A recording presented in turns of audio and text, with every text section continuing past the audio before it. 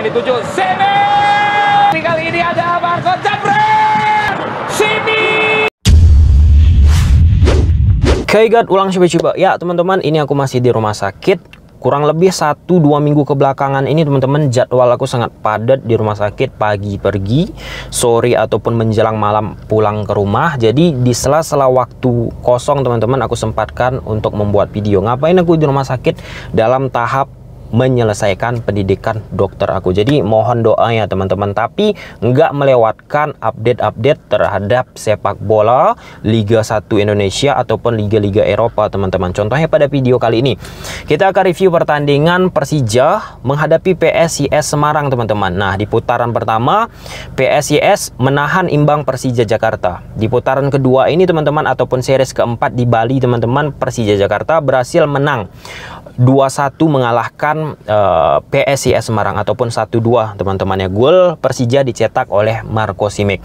Kalau kita komparasikan di putaran pertama teman-teman, Persija ditahan imbang PSIS Semarang, itu udah kita bedah taktiknya sedalam-dalamnya teman-teman, dan kita komparasikan dengan pertandingan putaran kedua ini. Persija menang, walaupun menang teman-teman, tidak memiliki perubahan yang signifikan dari sisi permainan. Oke, teman-teman cek aja bedah taktik PSIS 2 Persija 2 di putaran pertama, itu aku akan tampilkan di deskripsi box video ini teman-teman, cek aja. Di situ Persija Jakarta memiliki masalah di double pivot Persija Jakarta. Masalahnya apa? Pertama, sirkulasi mandek. Akibat apa? Pemain-pemain Persija yang berada di area double pivot tersebut tidak memiliki naluri permainan playmaking, mengatur permainan, mengatur serangan teman-teman.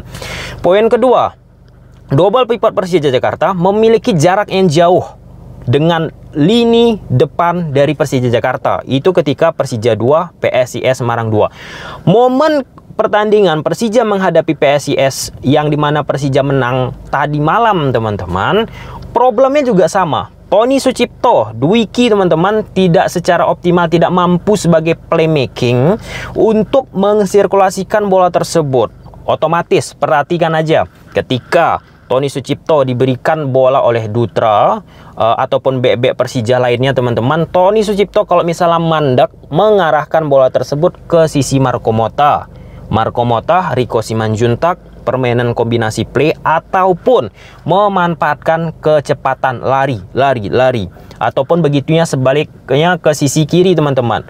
Gitu juga lari, diterapkan permainan kombinasi dan lain sebagainya. Di sisi tengah teman-teman, Persija Jakarta khususnya koridor tengah ya teman-teman ya, tidak memiliki kreativitas, sehingga condong permainan Persija itu mudah kebaca dari sisi flank kanan ataupun flank kiri. Kentara itu flank kanan teman-teman, Marco Motta, Rico Simanjuntak dieksploitasi oleh Persija Jakarta. Dan ini memang kegemaran dari Angelo Alessio teman-teman, pelatih dari Persija Jakarta. Sebelumnya ketika melatih di klub sebelumnya teman-teman, di Skotlandia ya kalau nggak salah teman-teman, di situ Angelo Alessio teman-teman suka juga melakukan serangan dari sektor kanan. Dan memang karakter ketika Angelo Alessio melatih tim Skotlandia teman-teman, kalau nggak salah Kilmarnock kurang lebih konotasi pengucapan seperti itu. Memang karakter pemainnya sama seperti Persija Jakarta. Yang minus dari Persija Jakarta itu double pivotnya. Gaya karakternya juga sama mainnya seperti tim yang dilatih Angelo Alessio di Skotlandia, ataupun nama timnya Kilmarnock kurang lebih seperti itu ya teman-teman ya. Dan itu juga terjadi pada pertandingan Persija menghadapi PSIS yang cenderung monoton, selalu ekspos dari sisi sayap teman-teman. Sebenarnya ini sangat mudah ya dibaca oleh pemain-pemain PSIS Semarang. Saksikan aja kalau misal Tony Sucipto ataupun Dwiki yang kuasai bola teman-teman berhasil dieliminasi, ataupun berhasil membuat pemain-pemain Persija salah passing. Banyak sekali tuh salah passing dari sektor tengah ketika membangun serangan. Aku appreciate juga ya beberapa kali taktikal yang diterapkan oleh Angelo Alessio ketika menghadapi PSIS kali ini teman-teman, Tony Sucipto nggak terlalu dipaksa kali untuk masuk ke depan teman-teman. Beberapa kali dia condong turun, geser ke bawah ke sektor kiri teman-teman. Kemudian kemudian menjadi Salida Lavolpiana beberapa kali ada opsi dia lakukan. Salida Lavolpiana itu ketika 2 CB Persija teman-teman bergerak melebar, kemudian Tony Sucipto masuk di antara tengah tersebut. Tujuannya tetap apa teman-teman? Untuk mensirkulasikan bola, untuk mengalirkan bola ke kiri, tengah, ataupun ke kanan teman-teman. Tapi karakteristik yang dimiliki oleh Tony Sucipto ataupun Dwiki teman-teman tidak mumpuni untuk mensirkulasikan bola, untuk mengalirkan bola dari Persija Jakarta teman-teman. Dan monotonnya lagi teman-teman, Persija Jakarta teman-teman sering juga melakukan crossing yang secara akurasi tidak ideal, tidak optimal, tidak akurasi ya teman-teman. Tapi setidaknya kalau kita komparasikan pertandingan pertama menghadapi PSIS di putaran 1 dengan putaran 2 ataupun series 4 ini teman-teman, crossing yang dilakukan oleh pemain Persija sudah mulai minimal, walaupun sering juga dilakukan dan berbuah hasil melalui gol yang dicipta oleh Marco Simic dari hasil crossing Marco Motta, yang dimana ini menurut aku udah standar operasionalnya teman-teman ya. Standar terjadinya gol Persija ini udah konseptual. Kenapa teman-teman? Ketika Marco Motta melakukan crossing, perhatikan aja di sisi tiang jauh, Persija meletak 2 pemain Persija itu sendiri dan membuat pemain-pemain PSIS Semarang kesulitan untuk mengeliminasi pergerakan dari pemain-pemain Persija yang cukup cair, khususnya di lini depan bagi Persija Jakarta. Dan Marco Simic aku beri apresiat teman-teman. Kombinasinya dengan Rico Simanjuntak juga aku apresiat, Marco Motta aku apresiat.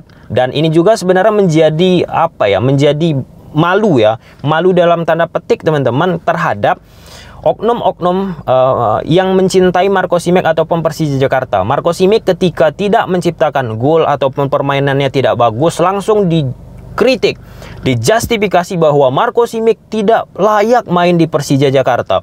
Namun ketika Marco Simic menunjukkan hasil sensasional, penampilan yang luar biasa, apa yang dilakukan oleh oknum-oknum fans tersebut teman-teman? Mengapresiasi Marco Simic. Contohnya pada pertandingan Persija menghadapi PSIS, ketika Marco Simic mencetak 2 gol, banjir, super Simic, Simic gacor, Simic hebat, stay Simic, luar biasa Simic, Marco super Simic, whatever dan lain sebagainya teman-teman. Itu sering terjadi ya kalau kita menonton Simic, khususnya pada masa-masa kritis Persija, dalam arti tidak mampu memberikan hasil yang luar biasa teman-teman. Secara objektif teman-teman ya, walaupun Persija menang pada pertandingan kali ini, permainan Persija tetap kebaca, belum banyak begitu perubahan. Dan bahkan teman-teman di 15 menit permainan teman-teman, overall nggak banget permainan Persija tanpa ada hasil, tanpa ada shooting yang optimal, tidak mendominasi. Dan bahkan pelatih dari Persija Jakarta, Angelo Alessio, kalau misal ada pergantian 8 pemain, digantilah tuh beberapa pemain Persija Jakarta. Dan kalau kita juga bicara tentang akurasi passing pemain Persija Jakarta yang nggak optimal, apakah ini salah pelatih? Tentunya enggak. Gimana Angelo Alessio ingin memberikan skema, konsepnya, taktiknya teman-teman, sedangkan pemain-pemain Persija aja tidak mampu memberikan passing-passing akurat, sehingga sirkulasi apa yang ingin dilakukan Angelo Alessio di lapangan pasti tidak akan ideal dan optimal teman-teman. Nah, poin Persija Jakarta di samping yang aku sampaikan beberapa tadi teman-teman, ada sih yang fatal tapi tidak bisa dioptimalkan oleh pemain-pemain PSIS Semarang. Saksikan aja ketika transisi teman-teman dari Persija Jakarta, ketika mereka melakukan serangan, Persija ini melakukan serangan, kemudian berhasil direbut oleh pemain PSIS, counter dilakukan oleh pemain PSIS. Perhatikan aja, Tony Sucipto dan Dwiki teman-teman sering telat untuk mundur ataupun tidak sanggup, quote and quote ya, dalam tanda petik teman-teman, untuk berlari menutup ataupun merapatkan jarak antara lini belakang dengan double pivot dari Persija Jakarta tadi teman-teman. Tugas Tony dan Dwiki tentunya kan untuk sebagai screening, untuk melindungi pemain-pemain 4 belakang di Persija agar nggak langsung berhadapan dengan pemain-pemain PSIS Semarang. Tapi itu sering terekspos, sering terlihat teman-teman. Tapi sayangnya juga PSIS tidak mampu memanfaatkan itu semua untuk mengobrak-abrik permainan dari Persija Jakarta. Mungkin itu teman-teman beberapa hal yang harus diperhatikan juga tetap oleh Persija Jakarta. Tentunya dengan kedatangan Konate Makan teman-teman, ini bisa mengeliminasi kekurangan Persija Jakarta di putaran 1 dan untuk meningkatkan di putaran kedua teman-teman. Nah, penting juga teman-teman, cobalah ya, ini udah sering aku bahas ya, coba sebutkan di Liga 1 Indonesia ini pelatih mana yang berkarakter. Berkarakter dalam arti seperti ini teman-teman. Sebelum timnya bermain, kita sudah tahu nih bagaimana ciri khas permainannya itu sendiri. Contohnya Pep Guardiola belum kita lihat permainannya juga, belum bertanding teman-teman, sejarah 90%, 99% pasti ball possession. Kemudian Barcelona dan lain sebagainya. Ada ciri khasnya teman-teman ya. Dan kalau kita dilihat di Liga 1 siapa tim yang memiliki ciri khas, coba komen di bawah. Kenapa aku sampaikan demikian teman-teman? Karena ciri khasnya permainan suatu klub di Liga 1 berkarakter teman-teman, memiliki ide yang jelas teman-teman, ini akan berkorelasi dengan timnas Indonesia itu sendiri. Saksikan aja kalau kita nonton Liga 1 Indonesia ini, no offense ya teman-teman, sering kan long ball ataupun memanfaatkan lari. Dan lari ini teman-teman sempat dikritik oleh pemain Persebaya Surabaya, Taise Marukawa. Football is they run a lot, you know. Yes.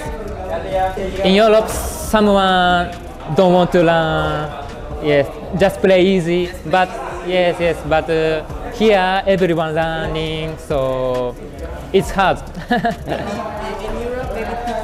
Yes, tiki-taka. Yang menyebutkan kalau di Indonesia ini lari cepat capek. Sedangkan kalau di Eropa teman-teman lebih simpel permainannya, bahkan nggak lari. Yang penting kombinasi 1-2 sentuhan, posisi teman-teman, kemudian finishing dilakukan.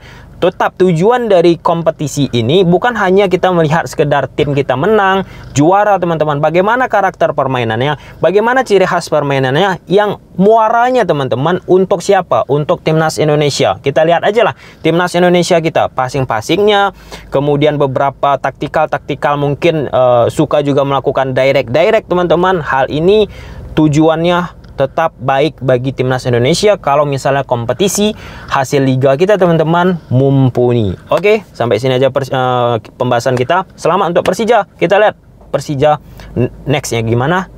Bye.